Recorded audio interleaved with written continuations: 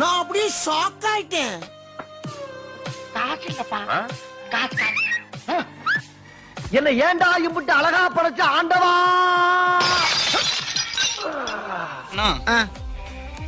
நம்ம யாரு வம்புக்கும் போறது இல்ல, யாரு தும்புக்கும் போறது இல்ல. நம்ம உண்டு, நம்ம சோழி உண்டுன்னு போயிடுறது. எஸ். இல்ல, கையில செயின் வச்சிருந்தேன். ஆஹா. அத பாத்தீங்களா? கையில செயின் வச்சிருந்தேன், பாத்தீங்களாவா? What nonsense you are talking about?